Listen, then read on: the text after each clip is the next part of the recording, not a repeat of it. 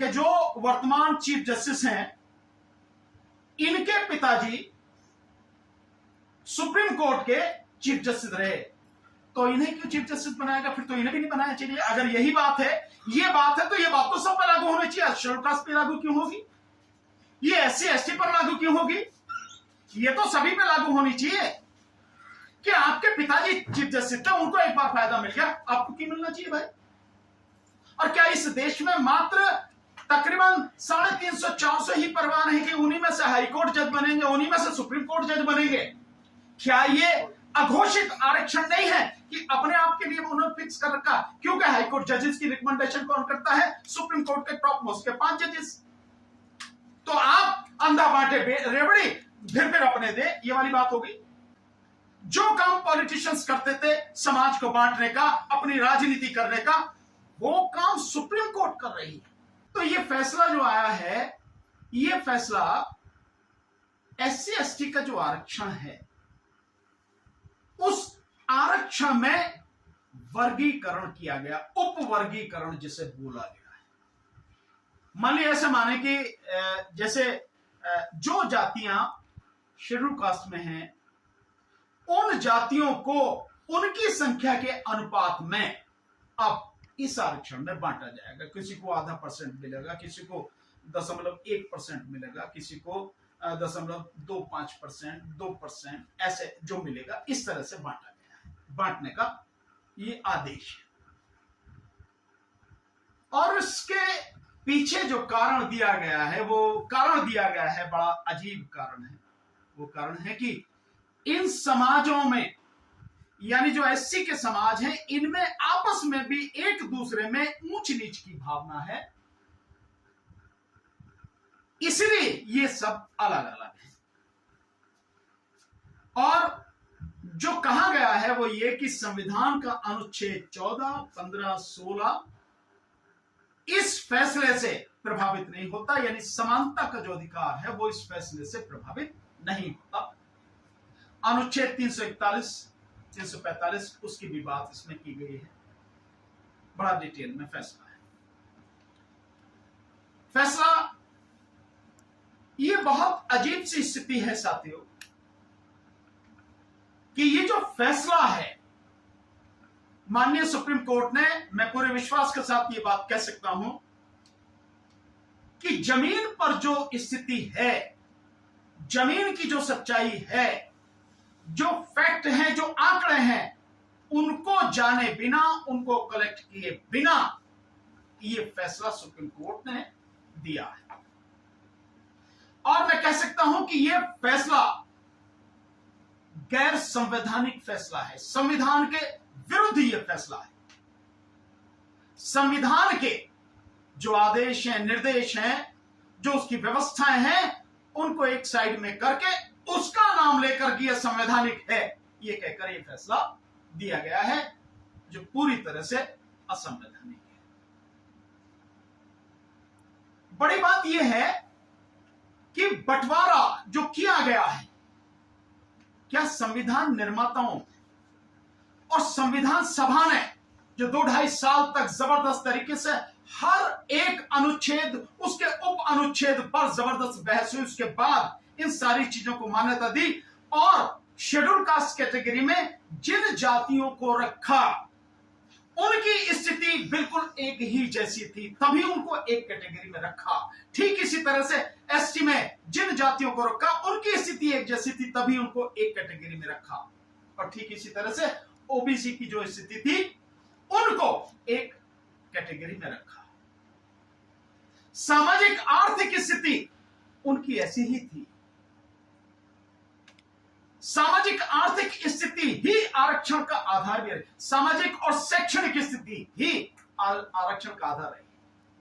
और शैक्षणिक स्थिति आज भी इस देश की कितनी बुरी है, इसे किसी को बताने की जरूरत नहीं है।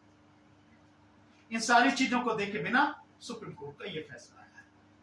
एक और बड़ी मजेदार बात है, इसमें एक जज साहब है, मैं नाम नहीं बताऊंगा, लेकिन एक जज साहब है, उनका कहना यह है कि जिसको एक बार मिल गया उसे दोबारा नहीं मिलना चाहिए।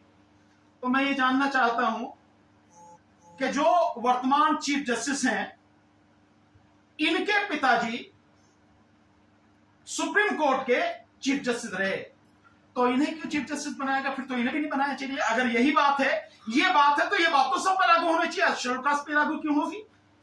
ये SC ST पर लागू क्यों होगी? ये तो सभी पे लागू होनी चाहिए। कि आपके पिताजी चीफ जस्टिस थे, उनको एक बार फायदा मिल गया, आपको क्यों मिलना चाहिए भाई? और क्या इस देश में मात्र तकरीबन 350-400 ही परवान है कि उन्हीं में से हाईकोर्ट जज बनेंगे, उन्हीं में से सुप्रीम कोर्ट जज बनेंगे? क्या ये अघोषित आरक्षण नहीं है कि अपने आप के लिए उन्होंने फिक्स कर रखा? क्योंकि हाईकोर्ट जजेस की रिकमेंडेशन कौन करता है? सुप्रीम कोर्ट के टॉप मोस्ट के 5 जजेस। तो आप अंधा बांटे रेवड़ी फिर अपने दे, ये वाली बात होगी कि भैया अपने ही परिवार में से लोग आएंगे, चाहे जो भी हो, उन्हीं को लाया जाएगा।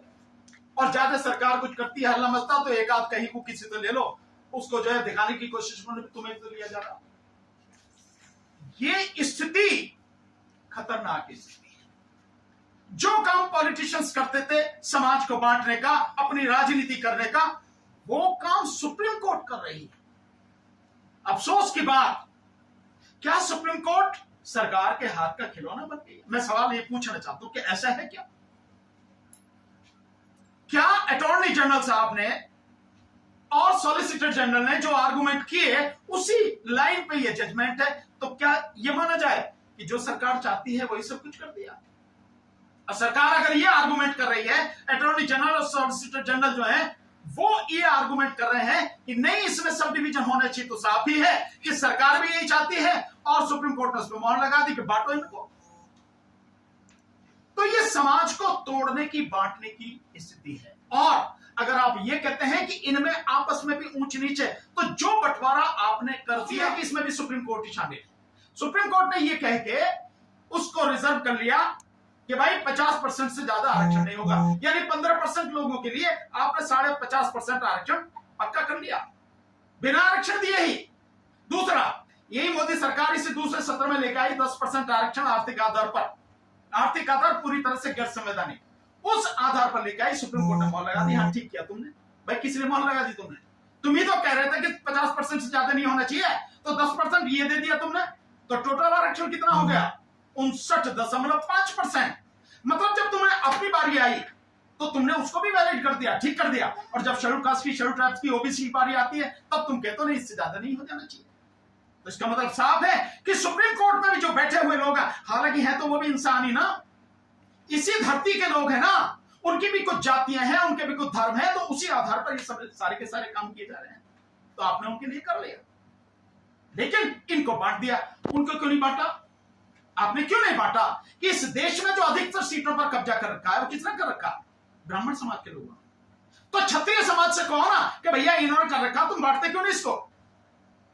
वैश्य समाज से बोलो, उनको भी करना चाहिए था कि तुम्हें कम मिला, भाई तुम्हें भी अपनी आबादी के हिसाब से मिलना चाहिए, बांटना चाहिए। नहीं, उन्हें नहीं बांटो, आप इन्हें बांटोगे, गरीबों को, भिखारियों को, जो भुक्कड़ लोग हैं, जिनके पास न तन पे रोटी है, न तन पे लंगोटी है, और न ही पेट में रोटी है, आप उन्हें बांटोगे। ये जो काम किया है कोर्ट ने, ये गलत काम है। हम इसकी पुरजोर विरोध करते हैं। इसके लिए सड़क पर आंदोलन होगा। हम तमाम साथियों से, संगठनों से बात करके देशव्यापी आंदोलन इस विषय में करेंगे। सरकार से मांग करते हैं वो इसका जो विरोध करे। तो क्या सर कोई डेडलाइन आप लोगों ने रखी आंदोलन को लेकर? किस तरह का आंदोलन होगा? अभी कोई डेडलाइन नहीं है। आज हम पहली पीसी कर रहे हैं, हमने देखा जजमेंट, उसके बाद हम तो ये कर रहे हैं। देन उसके बाद में सब लोगों को बुला के बैठ के बात करेंगे, उसके बाद आंदोलन की बात करेंगे। सर, ये जो वर्गीकरण की बात की जा रही है, और ये जो बात है, क्या आपको इस बात का डर है कि वर्गीकरण होने के बाद वो सही से बंटवारा नहीं होगा? इस बात की चिंता है, या फिर मतलब चिंता किस बात को लेकर है? नहीं, चिंता इस बात को लेकर है कि आप एक ही परिवार को बांट रहे हो। जो काम संविधान सभा ने, संविधान निर्माता ने, उन्होंने कहा कि सबको इकट्ठा रखना है, इन सबकी स्थिति एक जैसी है, सामाजिक स्तर पर भी, शैक्षणिक स्तर पर भी और आर्थिक स्तर पर भी, उन सबको उन्होंने इकट्ठा किया। सरकार के कहने पर या यूं कहो कि सरकार के हां में हां मिलाते हुए कोर्ट उसको बांट रही है। जहां तक आप कह रहे हो हमें डर किस बात का? हमें डर नहीं है। हम जानते हैं, हमारे पास आंकड़े हैं, जब 70 साल में 22.5% आरक्षण SC ST का पूरा नहीं किया, जब से मंडल कमीशन के माध्यम से OBC का आरक्षण है, वो 27% आरक्षण आज तक पूरा नहीं किया। इन दोनों को मिला के मुश्किल से 25% आरक्षण मिल पा रहा, मुश्किल से। तो इनका जो हिस्सा है लगभग 25% कौन खा रहा है? जनरल समाज के लोग, सरकार उसमें शामिल है, कोर्ट उसमें शामिल है। इसलिए हमें यकीन है कि यह सिर्फ समाज को बांटने की साजिश है कि यह जो इकट्ठी ताकत बन रही है, इस ताकत को कैसे तोड़ा जाए, और अफसोस की इस कोर्ट के माध्यम से हो रहा है। एसटी का जो आरक्षण है, कहा जाता है उसका जो ज्यादा जो बड़ा हिस्सा है वो मीणा समाज उसको ले जाता है। ऐसे बिहार में जो है वहां पे भी एक जाति जो है वो लेके जाती है एसटी का, एससी का। ऐसे यूपी में कहा जाता है जाटा सारा।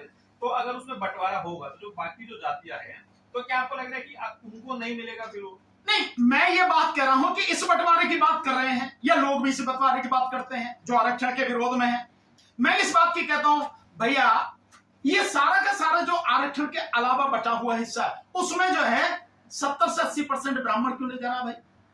मैं तो इस बात की बात करता हूं, बताओ उसमें भी क्यों नहीं बांटते? बांटो ना उसमें नहीं दिखाई दे रहा कि अत्याचार हो रहा है, उसमें नहीं दिखाई दे रहा। अभी एजुकेशन के विषय में आया, हायर एजुकेशन के विषय में जो आंकड़ा आया, जो professor, assistant professor, associate professor है, उसके आंकड़े में तकरीबन 7% के लगभग एससी, एसटी, ओबीसी का इतना है, केवल 7%, और बाकी 93% वो जनरल का है, और उसमें भी मोर देन 80% केवल ब्राह्मण के पास है। क्यों? आप इसमें क्यों नहीं करते? इधर ही क्यों दिखाई देता है कि ये ले जा रहा, वो ले जा रहा, वो ले जा रहा है? इधर क्यों नहीं दिखाई देता?